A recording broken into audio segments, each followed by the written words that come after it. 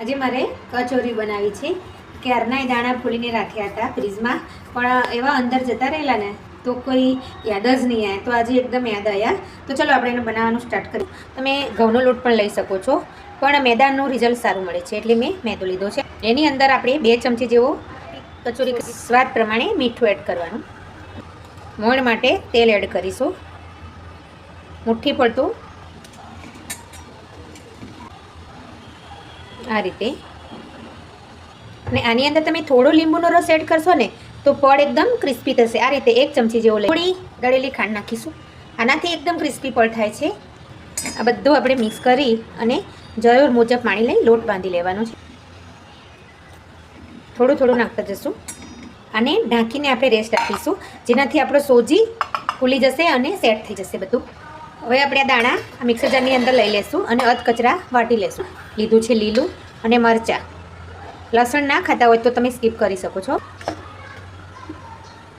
આ રીતે એને પ્લસ મોડમાં પ્લસ કરીને ચલાવીને આપણે બહુ ઝીણું નથી કરવું, દરદરું એને વાટી. એક પેનની અંદર તેલ નાખીશું થોડું, આટલું 2 ચમચા તેલ લઈ લેશું. તેલ ગરમ થઈ જાય એટલે આપણે દાણા વાટેલા એડ કરી અને એને બરાબર સાંતળી લેવાનું.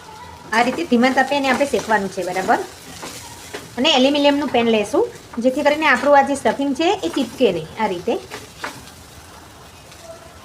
આપણું સ્ટફિંગ 50% કૂક થાય ને પછી આપણે લીંબુનો રસ એડ કરીશું, જેનાથી એનો ગ્રીન કલર જળવાઈ રહેશે. સ્વાદ મુજબ મીઠું, 1 ચમચી ખાંડ નાખીશું. આ સ્ટફિંગ આપણું રેડી થઈ ગયું છે. હવે બંધ કરી દઈશું. લોટ આપણો કેળવાઈ ગયો છે. એમાંથી એકલું લઈ અને આપણે એને વણી લેશું. તમે ગમે તે શેપમાં એને બનાવી શકો છો. અને આ રીતના એનું સ્ટફિંગ મૂકી થોડું કિનારી પર પાણી લગાવીને આ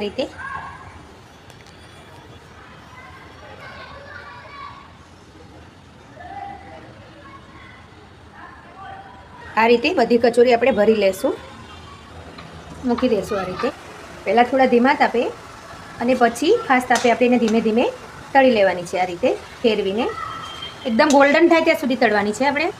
હવે આપણે થઈ ગઈ છે ને કાઢી લેશું. તૈયાર છે આપણી કચોરી. આંબલીની ચટણી સાથે સર્વ કરજો. રેસીપી ગમે તો એક લાઈક જરૂરથી કરજો. Thank you.